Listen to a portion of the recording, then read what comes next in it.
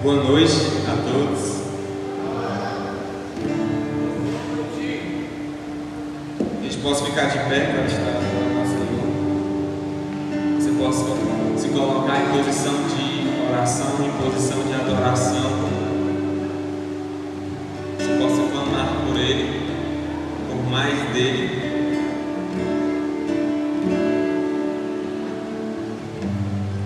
Senhor Deus, ó Pai, obrigado, Deus, pelo privilégio da vida, pelas graças derramadas todos os dias em favor de nós. Mesmo sem merecer, Tu nos levanta a cada manhã para vivermos uma nova jornada, para vivermos uma nova vida. E assim, Pai, nós nos prostramos diante de Ti. Nós clamamos pela Tua presença mais e mais. Nós clamamos por sede e fome de Ti mais e mais. Nós só queremos viver na Tua presença, Deus. Pai, obrigado por cada pessoa, Pai, que Tu trouxeste, Pai, esta noite. Que cada um, Pai, por onde passar, carregue, Pai, a Tua glória, carregue a Tua presença, Pai. E por onde ela andar, as pessoas vejam: Cristo ali está, Cristo vive nesta pessoa. Eu quero viver o que ela vive, eu quero viver o Evangelho que ela me mostra. E onde nós venhamos passar, ó Pai, nós venhamos levar o Teu Evangelho e levar o Teu amor a toda pessoa. Teu fogo, Pai, venha queimar mais e mais em nossas vidas. Nós Te clamamos, ó Pai, nós Te clamamos.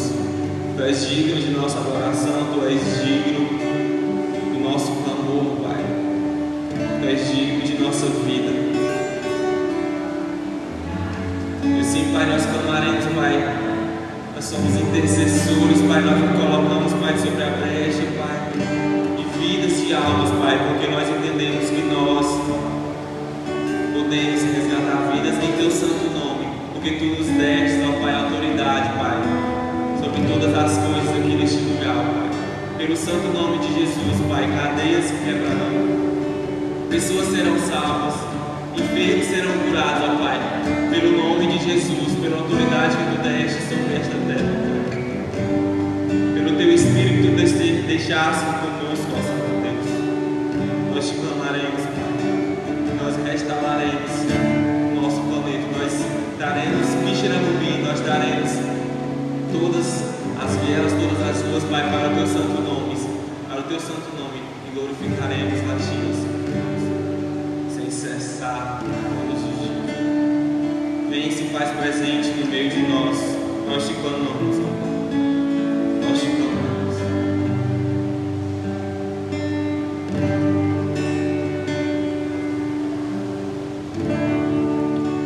Só nomear o nome de Jesus, nome que traz cura e salvação.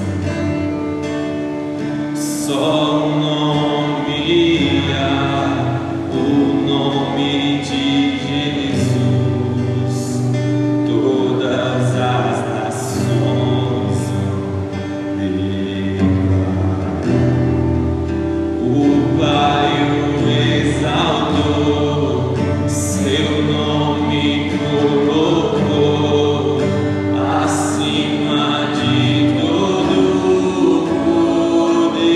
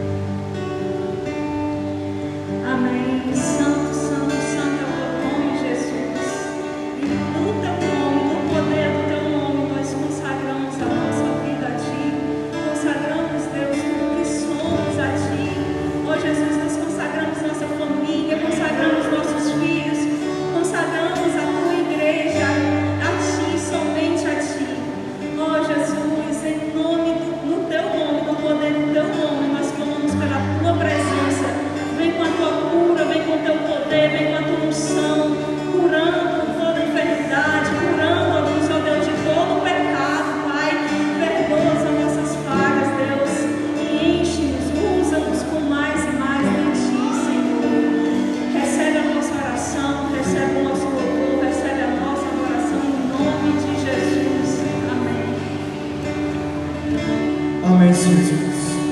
Pai, nós queremos te agradecer por este momento, Deus, no nome santo de Jesus. Há poder em todos os lugares, Pai, no nome santo de Jesus, Pai. O Teu Filho Jesus Cristo está em todos os lugares, Pai, nos curando, nos libertando, Deus, no nome santo de Jesus. Que a Tua vontade seja feita, Pai, no nome santo de Jesus. Há poder, Deus, há poder no nome santo de Jesus, Pai.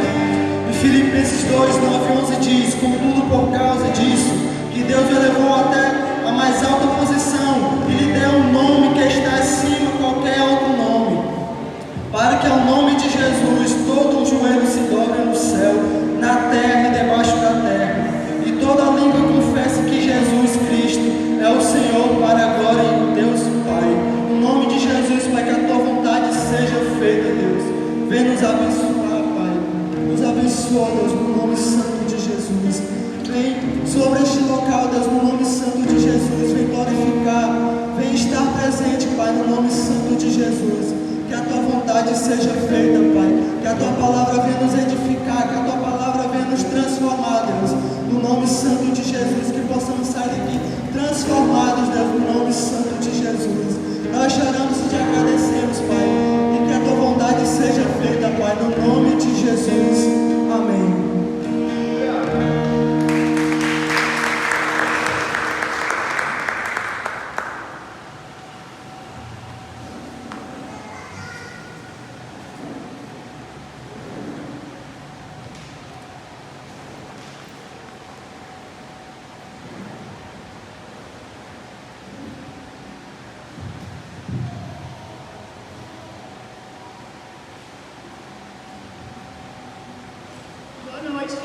Gente, a paz. Vamos agora para o nosso momento de oferta, amém? E a oferta está em 1 Timóteo 6, do 6 ao 11. Você pode abrir na sua Bíblia também. Vai estar aqui na tela também, certo? E fala o seguinte, 1 Timóteo 6, do 6 ao 11. Mas é grande ganho a piedade com contentamento, porque nada trouxemos para este mundo, e manifesto é que nada podemos levar dele. Tendo, porém, sustento e com que nos cobrirmos, estejamos com isso contentes. Outras versões falam que tendo, porém, comida e vestuário, estejamos com isso contentes. Mas os que querem ser ricos caem em tentação e em laço, e em muitas concupiscências tolas e nocivas, que submergem os homens na destruição e na perdição. Aqui no versículo 6, onde ele fala, mas é grande ganho a piedade com contentamento, nos traz a chave de que nós devemos ser contentes com aquilo que nós já temos. Muitas vezes nós visamos muito o que nós não temos, o que nós ainda nos falta, mas é necessário que nós tenhamos olhos para os 90% que nós já temos, sejamos gratos por isso e não apenas visar os 10% que ainda nos resta. O contentamento gera um sentimento de plenitude, de que não precisamos mais de nada. O que vier é lucro e é bênção. No versículo 7 fala o seguinte, porque nada trouxemos para este mundo e é manifesto que nada podemos levar dele. Do pó nós viemos, do pó também nós voltaremos. E a única coisa que nós conquistaremos aqui nessa terra, que nós podemos usufruir na eternidade, é a nossa salvação. Então nós já somos ricos da presença do Senhor, então essa é a maior riqueza que nós podemos ter. Amém? Então, se tudo que vier, tudo que nós conquistarmos aqui, em vão será, se nós não conquistarmos a nossa salvação. Portanto, seja desprendido, tenha mãos leves, tenha um coração desprendido. No versículo 8 fala, tendo, porém, sustento e com que nos vestirmos e comermos, estejamos com isso contentes. E eu faço uma pergunta para vocês. Você teve o que comer hoje, sim ou não? Você teve o que vestir hoje, sim ou não? Você pode dar um glória a Deus por isso, que você teve o que comer, o que você vestir.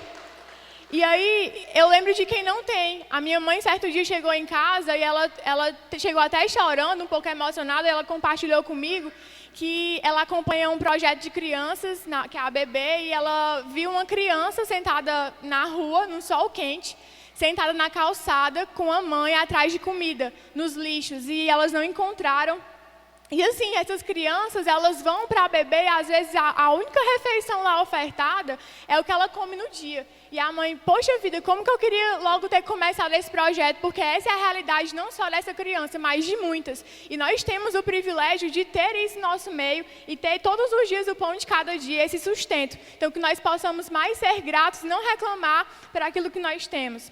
O versículo 9, ele fala o seguinte: mas os que querem ser ricos caem em tentação e em laço e em muitas concupiscências loucas e nocivas, que submergem os homens na perdição e na ruína. Cuidado com as ambições demasiadas. Nós podemos nutrir um sentimento em nosso coração de uma prosperidade saudável. Eu posso querer ser rico, ser próspero, se eu for utilizar esses meus bens, essas minhas riquezas, não só para o meu interesse pessoal, mas também para estender a mão para o meu próximo, para ajudar alguém que necessita, a colaborar e a ofertar aqui no templo do Senhor, porque é o nosso recurso que mantém aqui. Nós somos os mantenedores. Então, entendendo esses pontos de cultivar o contentamento, de ser desprendido e desapegado com os bens e com as coisas, de nutrir o desejo de uma prosperidade saudável e a lembrança de que você já tem a maior riqueza, eu convido você a ofertar nessa noite e abrir o seu coração, abrir as suas mãos, o seu bolso para investir aqui na casa do Senhor, sabendo que o que você coloca aqui não é uma mera doação para um templo do Senhor, mas é um investimento que você vai, sobretudo, em vidas, e você vai ser um colaborador para isso. Amém? Vamos ficar de pé. O Edson vai estar trazendo e você pode estar colocando sua oferta. Feche seus olhos, vamos orar nesse momento. Senhor, muito obrigada, Pai, por esse momento, obrigada por cada vida, obrigada porque hoje nós temos a oportunidade, Senhor, de estarmos juntos aqui para Te adorar e, sobretudo, também Te adorar e Te honrar, Senhor, com os nossos dízimos, com as nossas ofertas. Pai, eu oro por cada pessoa que irá ofertar aqui nessa noite, que o Senhor possa trazer a provisão, a abundância sobre a vida de cada um, também daqueles que não podem ofertar, que o Senhor possa abrir portas de emprego, oportunidades para que também eles sejam colaboradores no Teu reino, Senhor, independente de seu dinheiro físico, mas que eles também colaborem com abrindo seu coração, sendo generosos e ofertando sua vida por onde eles forem, que por onde nós passarmos, Senhor, nós possamos ser ofertas vivas para você, Senhor. Em nome de Jesus, é isso que eu oro e continuo nos abençoando no decorrer dessa noite. Em nome de Jesus, amém. Vamos ofertar com alegria.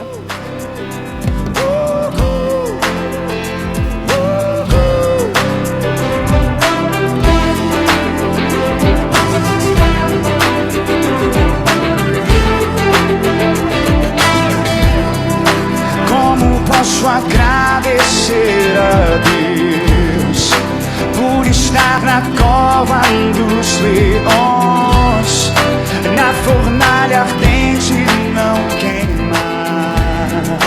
Quero agradecer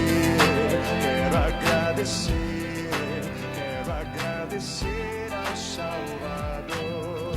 Povo abençoado, boa noite a todos. Pai do Senhor Jesus, amém? Você viu como é que a lua está bonita lá fora hoje? Se você passou despercebido, Deus nos proporcionou mais isso, para a gente se encantar nessa noite e valorizar as pequenas coisas. Mas só tem um detalhe, ela está bonita e ela está bem iluminada. Mas diga para quem está do seu lado aí, ela só não está mais bonita e iluminada do que você. Porque Jesus brilha na sua vida. Amém? Você recebe isso? Jesus brilha na sua vida, mano. Meus amados, a gente está numa série falando sobre conselhos de ouro para a liderança. Para quem nos visita hoje, quem vem pela primeira, segunda ou terceira vez aqui no culto de terça-feira no Tadel, uma salva de palmas pelos nossos irmãos. Tadel, ele significa treinamento avançado de líderes, então é um momento onde nesse culto de ensino vamos estar trabalhando sobre liderança ou alguma doutrina bíblica, para entender. Então é um culto bem específico sobre doutrina bíblica. E nós estamos falando sobre conselhos de ouro de liderança. Deixa eu só resumir para vocês aqui o que eu falei na parte 1, certo? Há 2 semanas atrás eu falei na parte 1 7 pontos que são essenciais para você liderar. Liderar onde, pastor? Onde você estiver. Seja no lar, você que é pai e mãe, seja no seu trabalho, seja você que é dono de uma empresa, e seja você que é líder aqui na igreja também, ou voluntário aqui na igreja, É fato que a pessoa que mais nós temos que liderar, primeiramente, é nós mesmos. O nosso maior adversário é o diabo? Não. O diabo ele já perdeu. Nosso maior adversário é nós mesmos. Ele quer encontrar em nós o quê? Um lugar para ele atingir. Por isso nós temos que liderar nós mesmos e fechar as brechas, né? E estar atento. Então, eu vou só recapitular alguns pontos da primeira parte. Eu falei que, no primeiro ponto, foi o seguinte: planeje antes, haja depois. Foi um primeiro ponto dos conselhos de liderança, de você não fazer as coisas precipitadamente. Ou seja, você fazer as coisas de uma forma planejada e você vai conseguir executar de uma forma melhor e mais esperada. Provérbios 21:5 diz: o planejamento cuidadoso dá a você a dianteira na longa corrida. A pressa e a correria deixa você para trás. Então, o que você tiver que fazer, se planeje. Pense antes, analise antes, ore antes. Mais específico dessa palavra de planejamento, você que é líder de célula, você que é líder de ministério, a gente precisa estar sempre planejando como desenvolver melhor. Outro ponto também que eu falei que é importante: faça uma lista e leia bons livros. E eu queria que você fosse sincero comigo agora nessa noite. Quem aqui já leu algum livro esse ano? Quem aqui não leu nenhum livro esse ano? Amém. Você tem mais 3 meses para você ler algum livro. E você quer uma dica? Comece lendo um livro todo da Bíblia. Já é um começo, não é verdade? A gente tem que ler a Bíblia todos os dias. Então, você que ainda não leu algum livro específico, comece lendo um livro todo da Bíblia.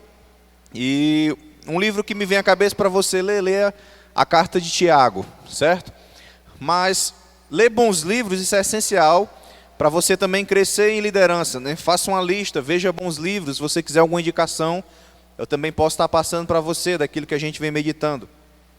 Um terceiro ponto é: seja amigo do Espírito Santo. Eu queria que você dissesse para o irmão que está do seu lado aí, ó, seja amigo do Espírito Santo.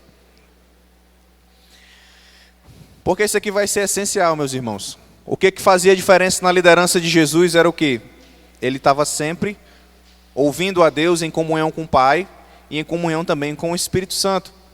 Então, ser amigo do Espírito Santo é essencial para você liderar a si mesmo e liderar pessoas. Quarto ponto: estabeleça uma data para alcançar alvos. Isso aqui também é fundamental. A gente não pode estar caminhando nessa perspectiva de eu acho que lá no final do ano vai dar certo.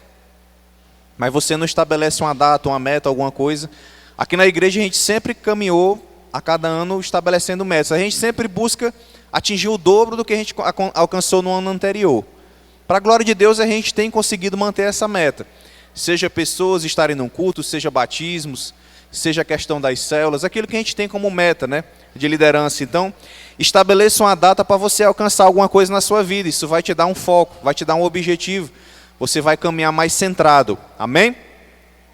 Quinto ponto: nunca pare de estudar. Jamais pare de estudar. Toda pessoa bem-sucedida em alguma coisa na vida, ela está sempre estudando, buscando informação de algo específico. Se você trabalha numa área específica, se você é um mecânico, por exemplo, você tem que estar sempre se atualizando, porque as coisas vão mudando. Se você trabalha na área da saúde, veio pandemia, veio tudo aí, você tem que estar se atualizando. E nós que somos cristãos, a gente nunca pode parar de estudar o que, igreja? A palavra de Deus. Jamais pare de estudar a palavra de Deus. É todo dia, é o nosso alimento. Nem só de pão viverá o homem, mas de toda a palavra de Deus. Amém? Seja fiel à visão da sua liderança. A Igreja da Paz, nós trabalhamos a visão do MDA. Tem até um coraçãozinho aí que eu quero passar sempre para reforçar sobre isso.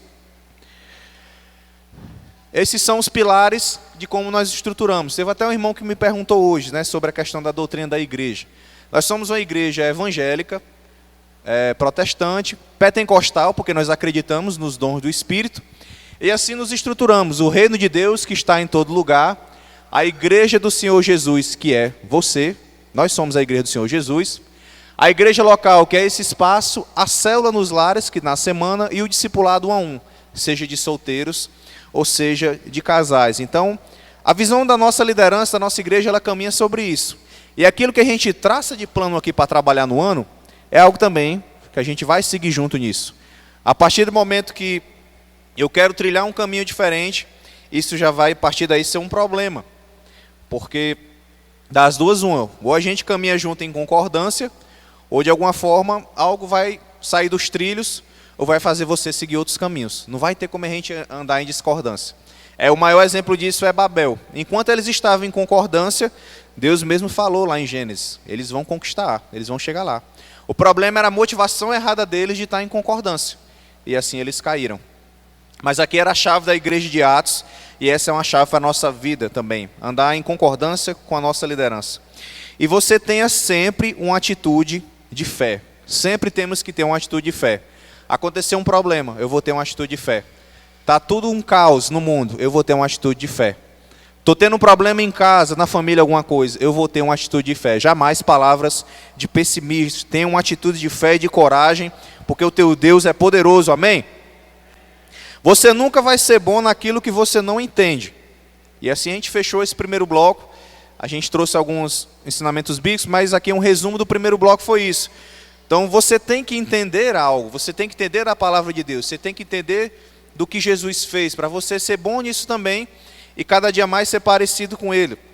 E assim eu lembro de Provérbios também, Provérbios 1,7, que o temor ao Senhor é o princípio da sabedoria. E eu sempre reforço essa palavra temor, que ela vai lembrar medo, mas é o medo de quê? De eu ter uma vida sem Deus, e não de eu ter medo de Deus. Então eu tenho que ter esse temor de estar todo o tempo querendo estar com o Senhor. E eu lembro os irmãos também que é fato que algumas vezes, algumas coisas na nossa vida não vai dar certo. Uma hora aquilo que eu planejei vai dar certo, outra hora pode não dar certo. Mas a gente tem que sempre analisar e parar com a mania que nós temos de ou responsabilizar o outro, ou até mesmo responsabilizar a Deus. A gente tem essa frase de dizer o quê? Se Deus quiser. Isso foi uma coisa que até eu confesso que eu cortei do meu vocabulário. Porque entenda uma coisa, Deus ele sempre vai querer o melhor para você, não é verdade? Deus ele sempre vai querer ser o melhor para você, mas a minha vontade está alinhada com a vontade dele. Então a gente tem que entender e ter esse cuidado com os excessos. Não é se Deus quiser, Deus ele vai querer algo de bom para você. Mas a minha vontade vai estar alinhada com Ele. E se não deu certo o que eu queria? Até que ponto existe a minha responsabilidade e a minha parcela de culpa? Eu tenho que assumir isso. A gente vai ter concurso aí nesse próximo final de semana. E eu sei que muitas pessoas da igreja vão fazer esse concurso. E é claro que a gente tem que ser realista, meus irmãos. Quem é que vai sair na frente para passar e tudo? Quem se dedicou mais para estudar, não é verdade? Quem dedicou mais tempo a estudar e tudo, você já sai na frente, não tem como. Aí tem gente, não, se Deus quiser eu passo. Não, você tem que estudar, você tem que fazer a sua parte. E se você não passou, analise se você fez sua parte ou não. Vocês estão me entendendo até aqui? Uma coisa é você se encher de informação e outra coisa é você se encher de fé. Então você tem que ser um colecionador das promessas de Deus. Você tem que se encher de fé e de informações que vão alimentar a sua fé. E assim você vai também se encher daquilo que vem para a sua área profissional, a sua vida pessoal. Mas primeiro sempre se enche de fé, busque o reino de Deus, busque a sua justiça e as demais coisas serão acrescentadas. O que eu venho falar hoje da parte 2? É uma série de 3 momentos. Na parte 2 eu vou falar hoje de 2 tópicos que ao mesmo tempo são muito simples, mas ao mesmo tempo, se a gente não se atentar, a gente começa a cair nessa área, certo?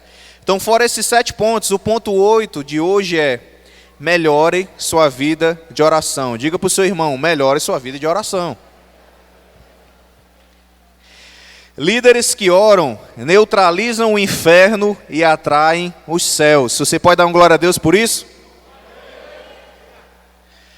Se a gente for pensar da nossa vida de oração, eu já tive na minha caminhada cristã diferentes rotinas, do dia a dia. Eu lembro de um tempo que eu conseguia todos os dias acordar muito cedo para orar. Eu lembro de um tempo que todo domingo eu vinha 6 horas da manhã para a igreja para orar. Eu tinha esse hábito, isso foi no início da minha jornada. E era muito bom. Eu tinha mais tempo livre dentro daquela minha rotina que eu vivia. E eu conseguia encaixar e orar cada vez mais e fluir cada vez mais. E vamos recapitular aqui e trazer a memória, gente. Pense bem, pense no momento que você mais teve uma vida de oração. É verdade que você não tinha uma vida mais leve, um refrigério mais leve? Você não conseguia caminhar e fluir melhor? Talvez esse seu momento que você mais está orando é hoje. Né? E como eu estou dando esse meu exemplo do início da caminhada, porque as rotinas mudam e a gente tem que se adaptar e a gente tem sempre que estar melhorando essa área aqui. Paulo ele ensina o quê? Que a gente tem que orar sem cessar. O que é orar sem cessar? Eu tenho que estar sempre numa vida de oração. Então eu tenho o hábito de antes de sair de casa, eu dobro meu joelho, eu oro, entrego o meu dia, oro por os irmãos, tenho lá meus alvos, tiro meu tempo a ouvir a Deus e saio de casa. Mas eu vou no caminho, estou escutando louvor, fico orando. Estou no meu trabalho, fico ali orando. Tem um negócio que eu sou viciado de pegar o celular e eu estou alguma coisa de bobeira, eu gosto de ler alguma coisa da Bíblia. E uma coisa que eu passei a praticar mais, principalmente esse ano, foi o quê? Foi orar a palavra de Deus. Então eu vou ler ali uns salmos. O Senhor é meu pastor e nada me faltará. Então eu passei a orar a palavra. Eu passei a praticar mais isso. Então orando o quê? Senhor Jesus, eu sei que Tu é o meu pastor. E eu sei que aquilo que eu não tenho é porque eu não preciso. Porque se Tu é o meu pastor, nada eu vou ter falta. Tu vai me suprir. E eu começo a orar a palavra e declarar isso. No meu consciente e declarando isso.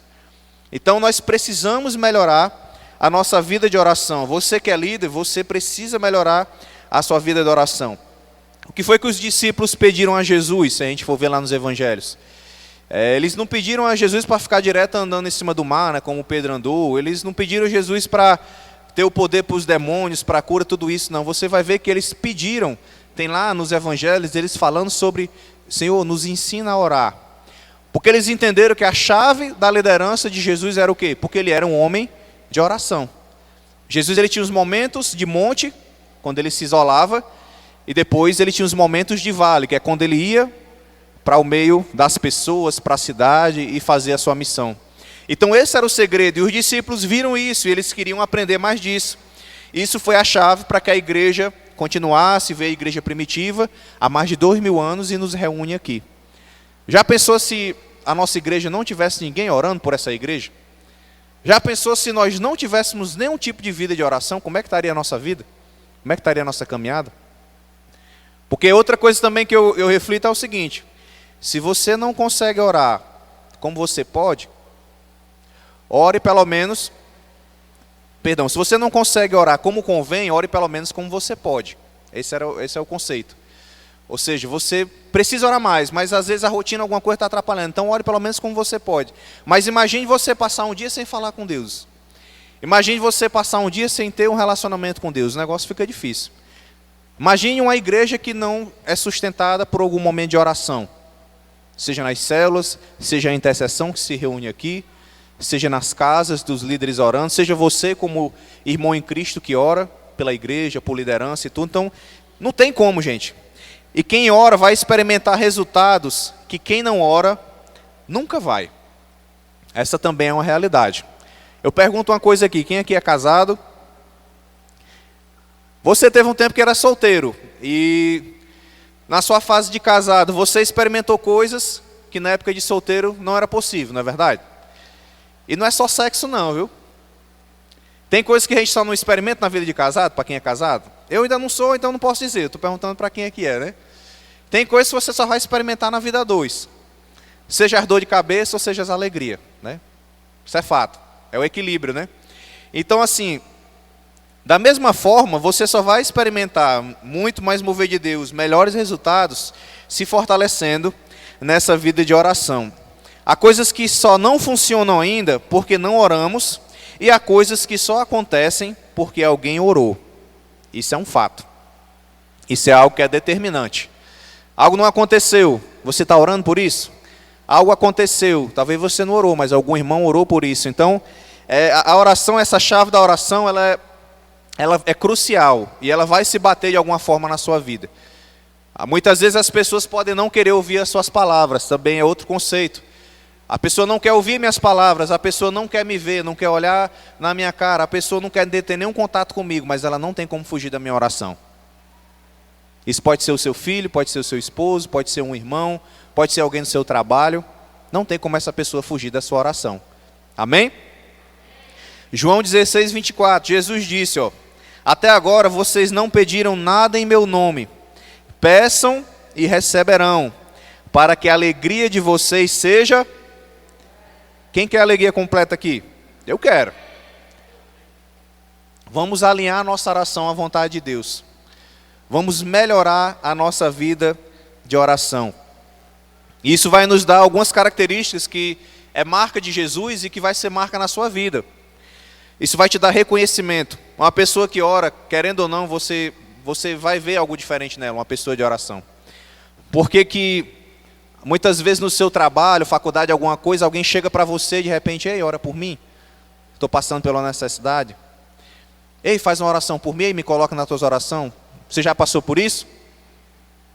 Independente do seu nível de oração, do seu tempo de crente, alguém vai orar por você, em algum momento vai dizer isso. Por quê?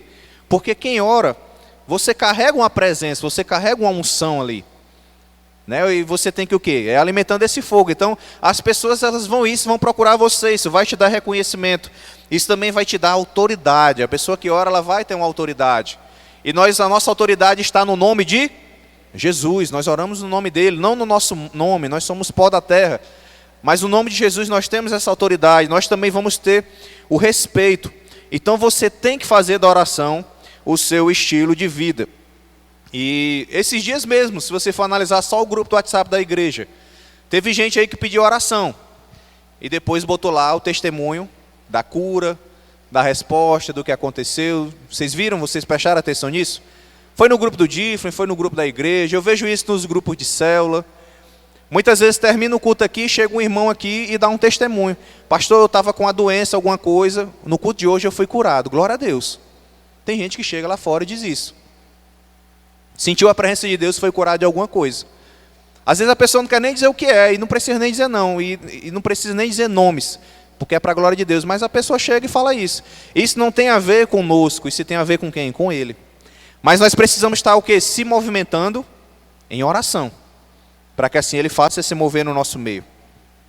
Então você tem que buscar ter essa cultura de oração cada vez mais, se arriscar cada vez mais. E eu queria perguntar aqui para a Juliana. Você pode vir aqui, Juliana? E eu também queria convidar para vir aqui meu irmão Cláudio. Porque mais importante do que a teoria é a prática, né? E pegando vocês de surpresa, mas eu queria que você desse um testemunho de uma resposta de oração que você teve. Algo que você orou e que isso fez uma diferença e que você teve uma resposta. É isso que eu queria que você compartilhasse para os irmãos. Amém. Tenho muitos testemunhos de oração, né? Acredito que todos nós que oramos temos muitos testemunhos para contar. Mas eu acho que o mais forte na minha vida, eu acho que foi o primeiro milagre que eu vi acontecer. E quando eu comecei a minha vida de oração mesmo, né? Eu aceitei Jesus quando eu tinha uns 16 anos. E nessa época meu pai era alcoólatra. E meu pai falava para mim que nunca ia pisar numa igreja. Ele não concordava com que eu fosse para a igreja, nem meu pai nem minha mãe, né? Eles não eram a favor de eu ser evangélica, de eu frequentar a igreja, de eu falar de Jesus para eles. E eu comecei a orar muito pelo meu pai. Eu comecei a me colocar na brecha pela vida dele, comecei a orar por ele todos os dias e comecei a fazer, não sei se vocês assistiram aquele negócio do quarto de oração, né? Que tem aquele quarto de guerra. Eu comecei a fazer aquilo, comecei a orar pelo meu pai incansavelmente, orava por outras coisas, mas sempre colocava o meu pai e comecei a orar sobre isso. E o meu pai aceitou a igreja, aceitou Jesus, né, deixou o alcoolismo de lado, se tornou cristão, é cristão até hoje. Então, por isso, toda vida que falo em oração, acho que a primeira coisa que eu lembro foi a primeira experiência de milagre que eu tive com oração, né? A primeira resposta que o Senhor me deu, assim, mais impactante na minha vida foi isso. Depois disso, tantas outras coisas. O meu casamento é uma resposta de oração. A minha cura é uma resposta de oração. A minha libertação das drogas é uma resposta de oração. A minha libertação do álcool é uma resposta de oração. Eu sou uma resposta de oração. Acredito que muita gente aqui é uma resposta de oração. Pessoas oraram por mim para me estar aqui hoje. E é isso. Amém.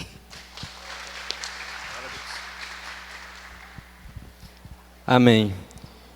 Às vezes a gente acha que oração, você precisa falar palavras bonitas, você precisa fazer um ritual, e às vezes na simplicidade da sua oração, Deus te responde. Eu lembrei aqui de uma resposta de oração que eu tive. Eu trabalhava na fábrica, fui demitido e fiquei alguns meses sem trabalhar, né? Tinha uns bicos, fazia uns bicos, e eu estava fazendo uns bicos de representante, fazendo promotor de vendas, né? Nos interior, né? A gente fazia isso. E aquilo estava me cansando, aquilo estava me deixando estressado. E lá no interior onde eu estava, eu fiz uma oração simples. Eu imaginei, né? Eu disse: Senhor, eu preciso de um trabalho que não seja esse que eu estou. Não estou satisfeito com esse. E o Senhor, e eu estou abrindo meu coração, né? Simples assim, eu pensei e falei, e eu nem verbalizei. Eu simplesmente, eu não verbalizei, eu simplesmente pensei e falei só com meus pensamentos. Eu cheguei em casa, né? No trabalho que eu estou hoje, a pessoa lá eu já tinha conhecido, a gerente, né, e tudo. E quando eu cheguei em casa, tinha uma mensagem dela. Porque uns dias atrás eu tinha visto ela e ela disse assim: tanto tempo, né? Eu digo, Aí eu tinha falado assim para ela: quando aparecer uma vaga, você me chame? Pronto, só falei isso, não disse nada. E quando eu cheguei nesse dia, que eu fiz essa oração, tinha uma mensagem dela: traga o teu currículo. E eu levei. E detalhe, nesses dias eu estava planejando viajar para o Pará, fazer também esse trabalho de promotor de venda, né? E eu já tinha falado com a minha esposa, né? E ela disse assim: pois vá, você passa lá um mês, e você vem, e você vai ficando indo e voltando. Só que aí ela disse assim, quando apareceu essa oportunidade, ela disse: não, mas aí isso aí talvez o inimigo está colocando para você não realizar o seu sonho. Eu digo: mas eu vou orar para receber a confirmação. E algo que eu sempre encorajo, tanto a igreja como lá em casa, na minha família, que todas as decisões que nós devemos tomar debaixo de oração. E eu fui orar. Não tive tanto tempo para orar, porque no outro dia eu tinha que viajar. E nesse dia antes, eu ia fazer essa entrevista, né? E quando eu cheguei lá, ela disse: não, a vaga é sua, só que é intermitente. E o que é intermitente? É um período, trabalha 15 dias, folga 15 dias, não é assim, né? Eu orei e eu disse assim: eu recebi paz, então eu vou ficar aqui, não vou viajar. Recebi paz. E quando eu fui receber o fardamento, a pessoa lá do RH me chamou e disse: você está com sorte, você vai ser contratado definitivo. Só que no meu coração, eu disse: não é sorte, é Deus, né? Então esse testemunho eu sempre gosto de contar. Por quê? Porque uma simples oração no pensamento, e Deus realizou. Amém?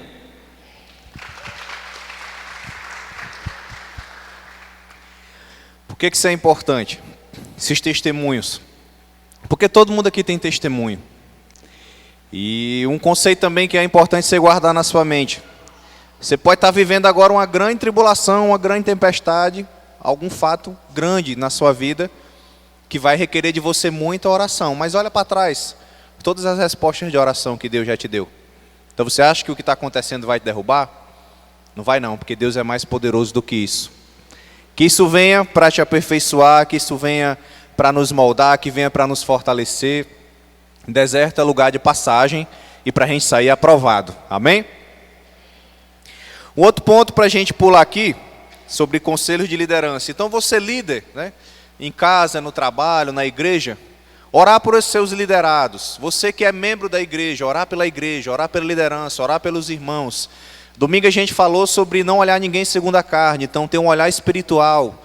Então olhar para os nossos irmãos com esse olhar espiritual, declarar quem eles são no mundo espiritual, e não aos nossos próprios olhos.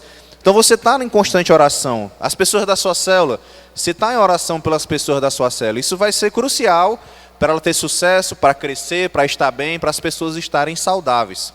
E o outro conceito que eu trago hoje, o outro ponto, é o seguinte: muito cuidado sobre como e o que você fala da sua igreja, célula e da sua vida pessoal. Então, além da gente melhorar a nossa vida de oração, o outro tópico que eu trago é esse. Muito cuidado sobre como e o que você fala sobre a sua igreja, célula e a sua vida pessoal. Eu começo falando da vida pessoal porque eu faço um paralelo com a palavra de domingo, né? Eu tenho que me ver no mundo espiritual. Paulo ele fala lá na carta do 2 aos Coríntios, capítulo 6, isso. Não se olhe segundo a carne, mas quem é você no espírito? Quem a palavra de Deus fala que você é em Cristo?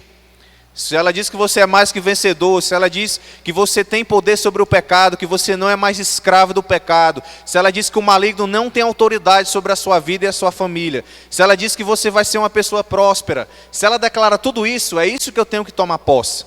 É isso que eu tenho que segurar e caminhar com fé, e não me olhar segundo a carne, porque aí eu vou ver meus defeitos, eu vou ver de repente meu passado, eu vou ver minhas falhas, e eu vou me isolar e vou me fragilizar.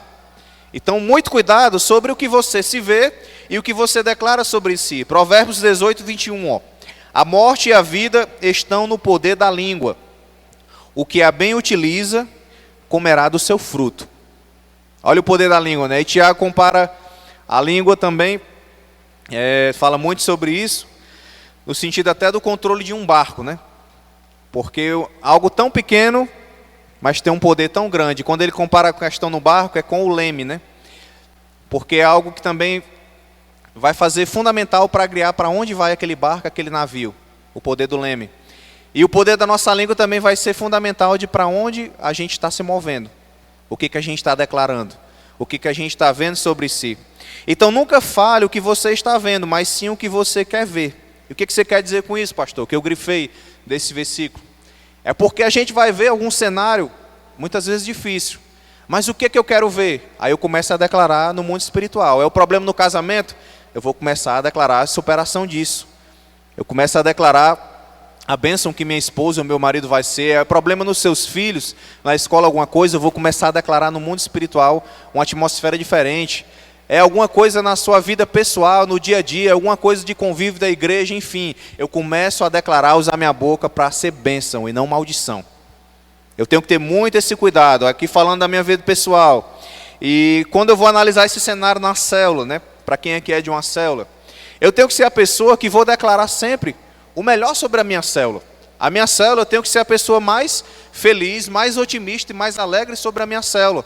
Ali vai ser um ambiente de bênção, ali vai ser um ambiente de salvação, ali vai ser um ambiente de cura, onde alguém vai chegar doente, se tem alguém doente, a célula ali está doente, orando por aquela pessoa, até ela ser curada. Eu tenho que ter essa perspectiva.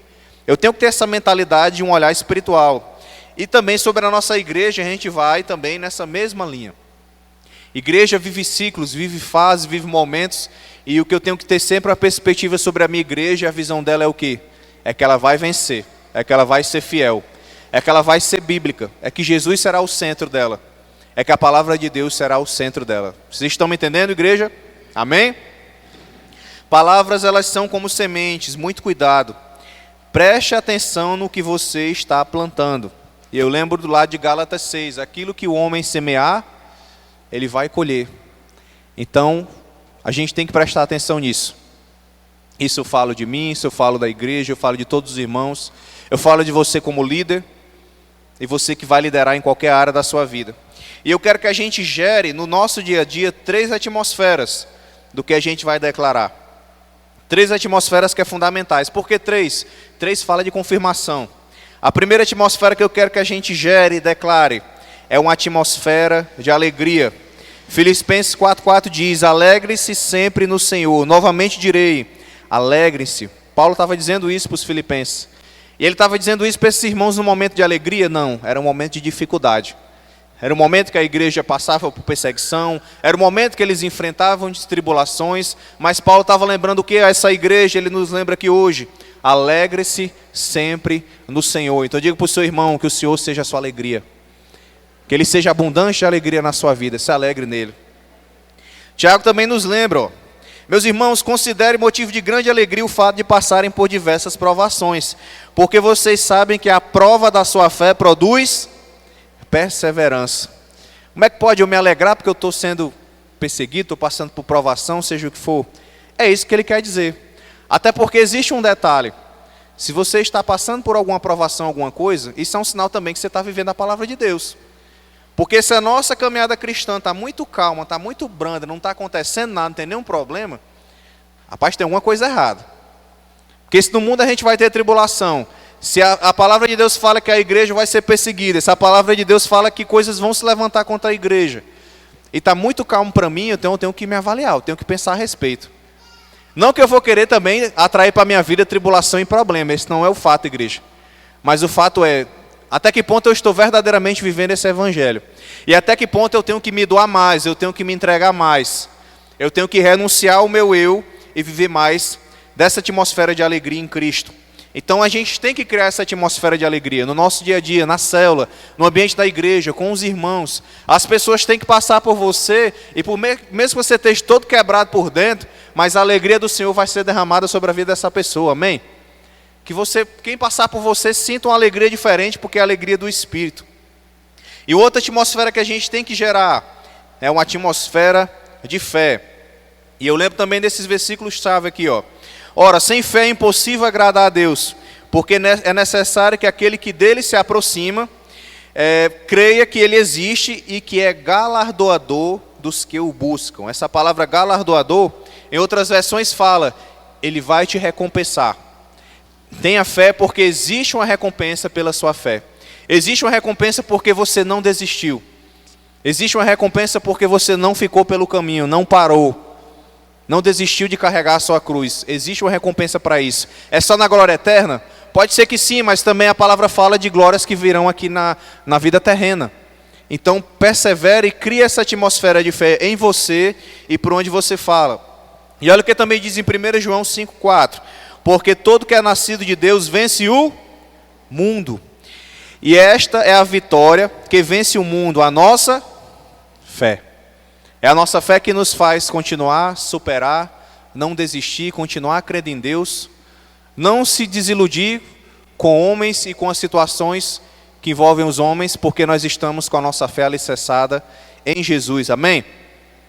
A outra atmosfera que eu fecho para a gente guardar isso no nosso coração, a gente tem que buscar gerar uma atmosfera de amor.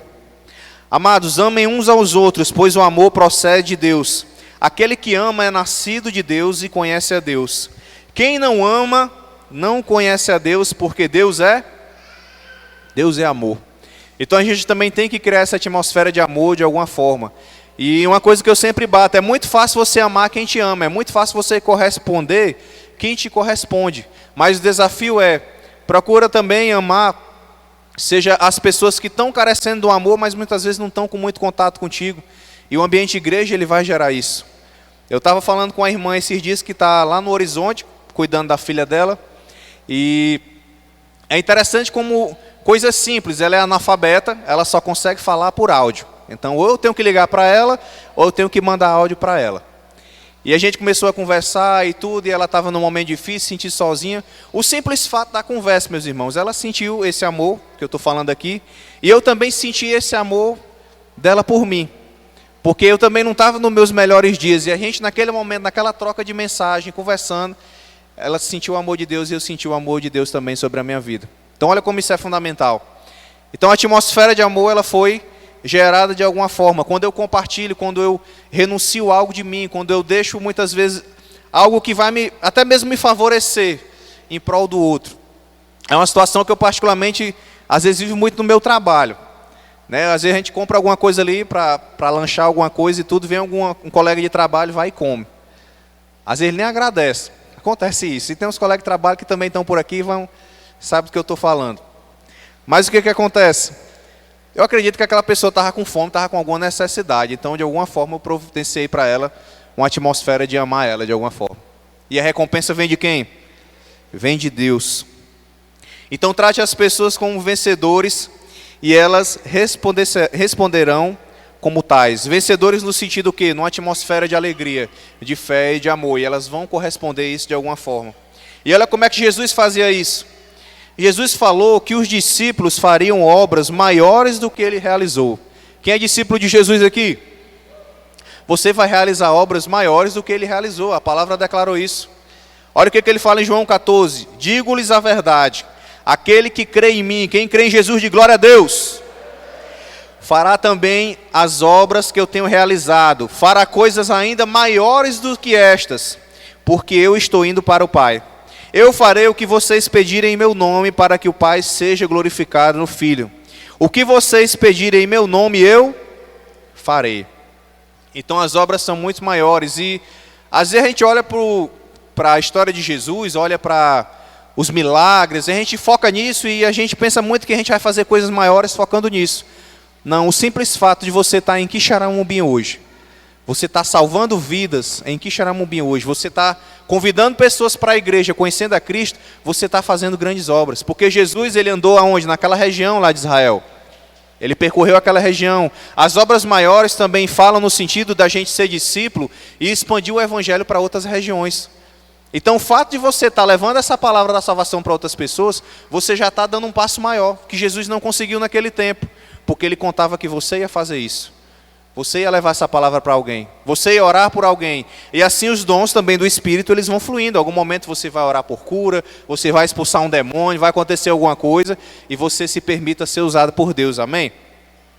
Veja o que Deus ele já prometeu para você. Ande por fé, não se intimide com a pressão do diabo, não puxe o freio de mão, continue firme no que a palavra já declarou sobre a sua vida, continue firme no que Deus já falou que ia realizar. E Ele vai continuar realizando isso dia após dia, através da sua vida, da igreja local, da sua célula, em nome de Jesus. Você que recebe essa palavra, você pode aplaudir o nome dEle. Fique de pé no seu lugar, vamos encerrar em oração.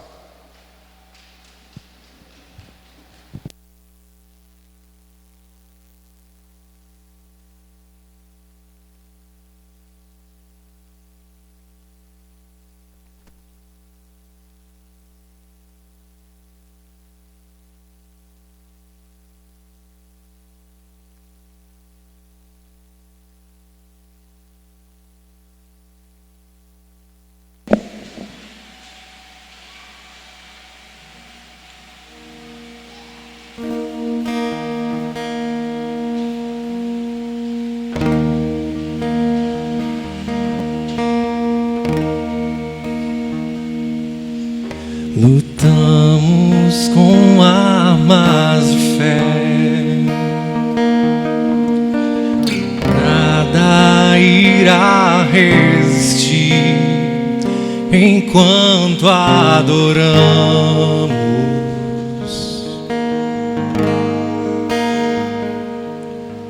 Em meio às tribulações,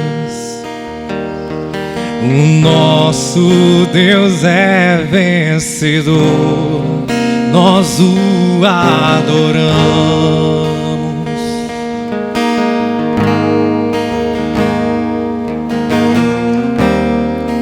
Vitorioso és, na tempestade está, teu nome infalível és, os reinos vêm e vão, trono acima estás, teu nome imutável és.